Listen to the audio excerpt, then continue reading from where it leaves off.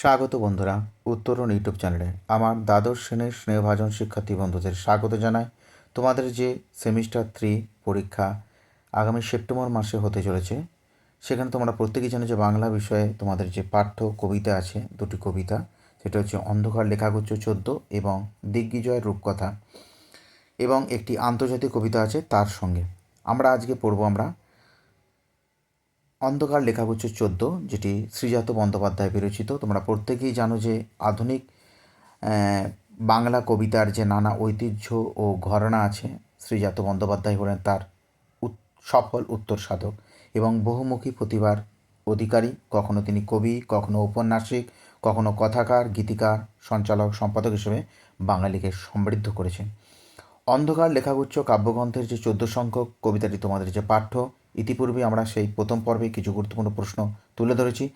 আজকে দ্বিতীয় পর্বে গুরুত্বপূর্ণ সম্ভাব্য প্রশ্নগুলি, যেগুলো তোমাদের 26-এ সেমিস্টার 3 পরীক্ষায় আসবেই। প্রশ্নগুলি শেষ পর্যন্ত দেখো এবং তোমরা নিজেরাই বিচার করো। তাই সময় না নষ্ট করে আজকের মূল বিষয়ে চলে যাচ্ছি বন্ধুরা। আব্দুল করিম খাঁ ছিলেন একজন প্রখ্যাত, অপশান এ চিত্রশিল্পী, বি কণ্ঠশিল্পী, সি নৃত্যশিল্পী, ডি বিজ্ঞানী। প্রত্যেকেই তোমরা জানো যে আব্দুল করিম খাঁ হচ্ছে ভারতবর্ষের একজন হিন্দুস্তানি শাস্ত্রীয় সঙ্গীত শিল্পী। তিনি 1872 খ্রিস্টাব্দে 11ই নভেম্বর বর্তমানে উত্তরপ্রদেশের মুজাফফরনগরে জন্মগ্রহণ করেছিলেন। বর্তমানে বলতে গেলে শামলি জেলার কিরানা নামক এক প্রাচীন নগরের এক সাংস্কৃতিক সম্পন্ন, মনসম্পন্ন এবং সাংগীতিক পরিবারে জন্মগ্রহণ করেছিলেন। তার পিতা কালে খান ছিলেন ভারত বিখ্যাত কণ্ঠশিল্পী গুলাম আলীর পৌত্র। তাহলে নিশ্চয়ই তোমরা ইতিমধ্যে পেরে গেছো, আব্দুল করিম খাঁ ছিলেন অপশন বি কণ্ঠশিল্পী। চলে যাব পরের প্রশ্ন। আব্দুল করিম খাঁ কোন রাজসভার সভাগায়ক ছিলেন? ভিভিআই। আব্দুল করিম খাঁ কোন রাজসভার সভাগায়ক ছিলেন?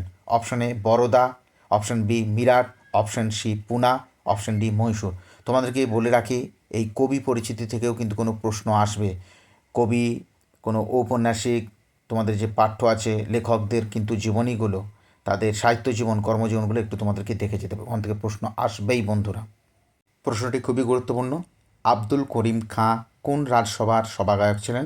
Option A Baroda, option B Meerut, option C Poona, option D Mahishur. বলে রাখি উত্তরটি হবে অপশান এ, বরোদার রাজসভার উনি সভাগায়ক ছিলেন।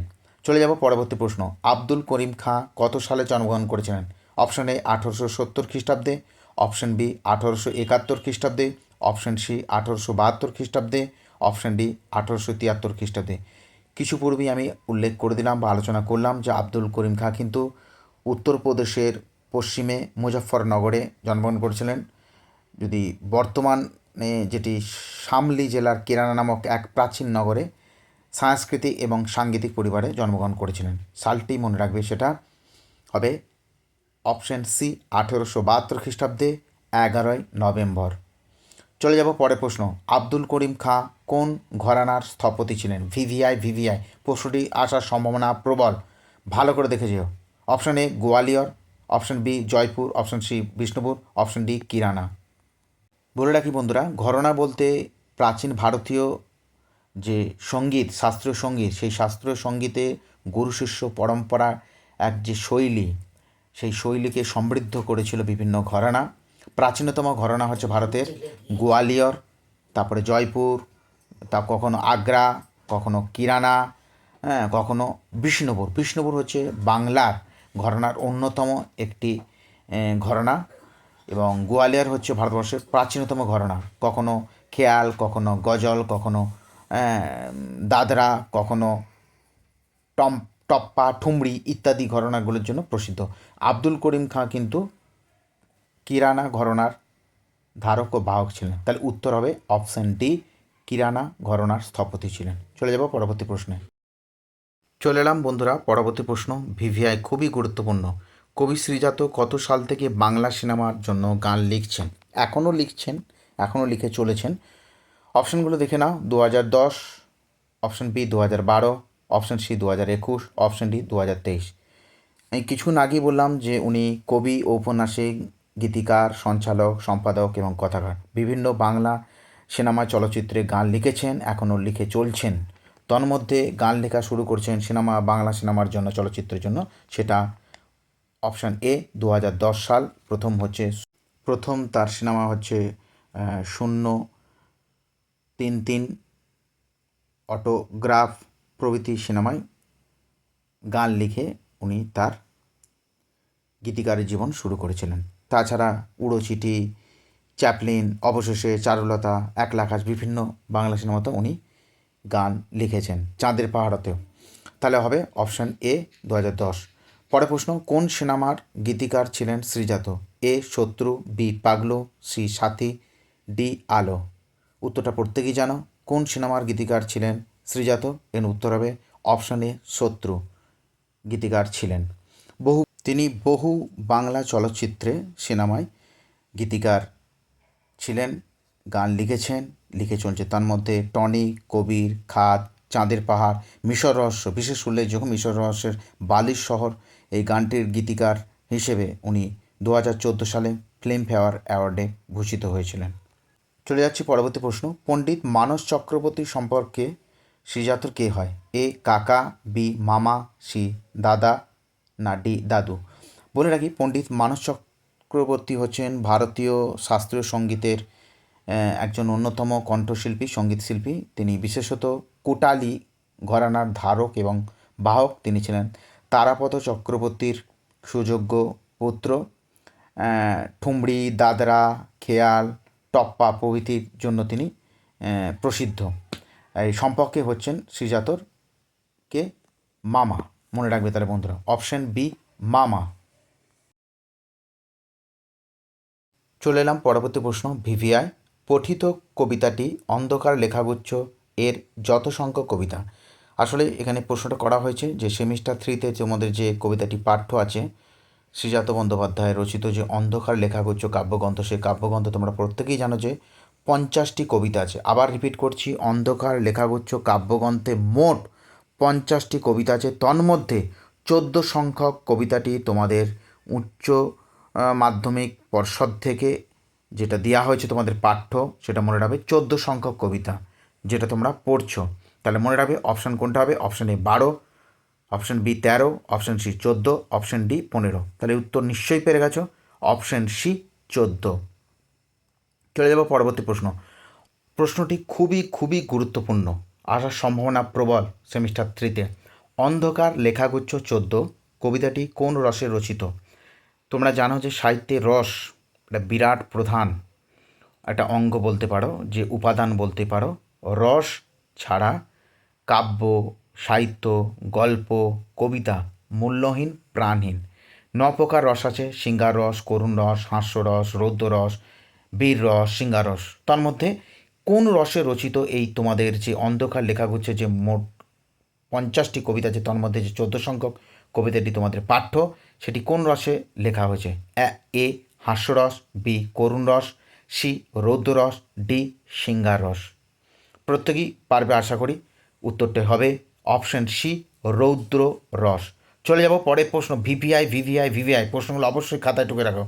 অন্ধকার লেখাগুচ্ছ 14 সনেটটির অনুচ্ছেদ ভাগ হলো। সনেট জানো প্রত্যেকেই, যেটাকে আমরা বাংলায় বলি চতুর্দশপদী কবিতা, যেটা বিশেষ একটা কাব্যরূপ। সনেটের আবিষ্কর্তা হচ্ছে পেত্রাক, ইতালিতে।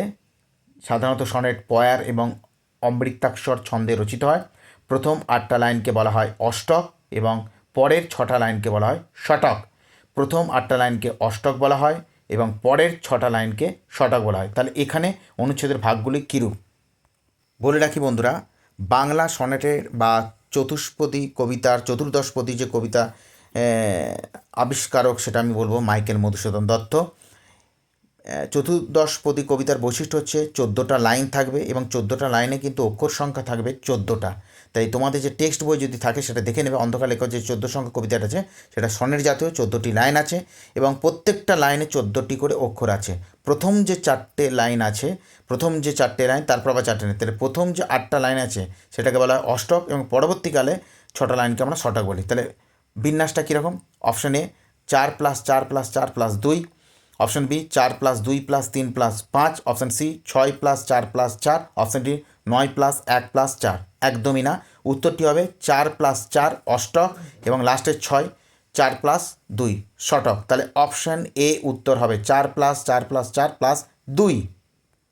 চলে এলাম পরবর্তী গুরুত্বপূর্ণ প্রশ্ন। শ্রীজাত বাংলা একাডেমি সম্মান পান এ 2013 খ্রিস্টাব্দে, বি 2014 খ্রিস্টাব্দে, সি 2015 খ্রিস্টাব্দে, 2016 খ্রিস্টাব্দে। অপশন ডি আছে। উত্তরটি প্রত্যেকেই জানো যে শ্রীজাত বন্দ্যোপাধ্যায় নানা সম্মানে ভূষিত হয়েছেন। কখনো আনন্দ পুরস্কার, কখনো বাংলা একাডেমি সম্মান, কখনো ফিল্মফেয়ার পুরস্কার, কখনো বিভিন্ন গানের গীতিকার সুরকার সম্পাদক হিসেবেও তিনি নানা সম্মানে ভূষিত হয়েছেন। এখানে বলা হয়েছে বাংলা একাডেমি সম্মান পেয়েছিলেন, মনে রাখবে সেটা হচ্ছে অপশন বি 2014 খ্রিস্টাব্দে কর্কট ক্রান্তির দেশ এই কাব্যগ্রন্থের জন্য। আবার রিপিট করছি, কর্কট ক্রান্তির দেশ এই কাব্যগ্রন্থের জন্য 2014 সালে বাংলা একাডেমি সম্মানে ভূষিত হয়েছিলেন তিনি। চলে এলাম পরবর্তী প্রশ্ন। বয়ান শব্দটির অর্থ হলো অপশন এ বোনা, অপশন বি বিবরণ, অপশন সি আঁকা, অপশন ডি বর্ণনা রচনা করা। বয়ান শব্দটির অর্থ হচ্ছে, উত্তর হবে এখানে অপশন বি বিবরণ। পরে প্রশ্ন ভিভিআই শ্রীজাত ফিল্মফেয়ার, এটা শেয়ার আছে, দুঃখিত স্পেলিং মিস্টেক, এটা ফেয়ার হবে। ফিল্মফেয়ার পুরস্কার পান যে জন্য কবি হিসেবে, অপশন এ কবি, বি ঔপন্যাসিক হিসেবে, অপশন সি গীতিকার হিসেবে, অপশন ডি সুরকার হিসেবে।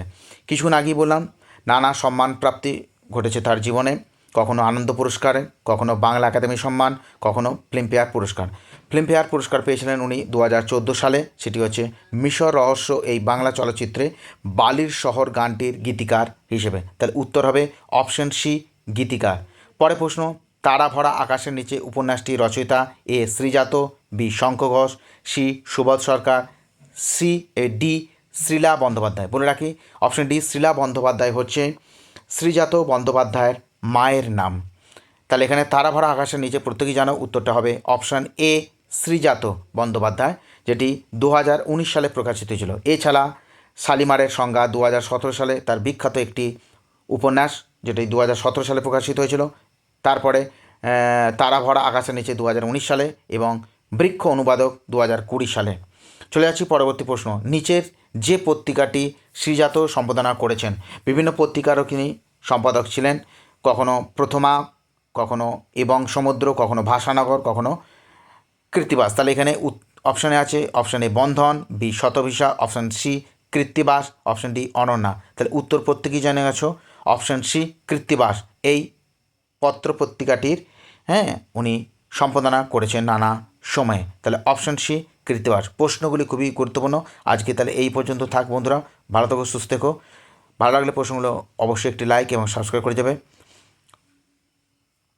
ধন্যবাদ।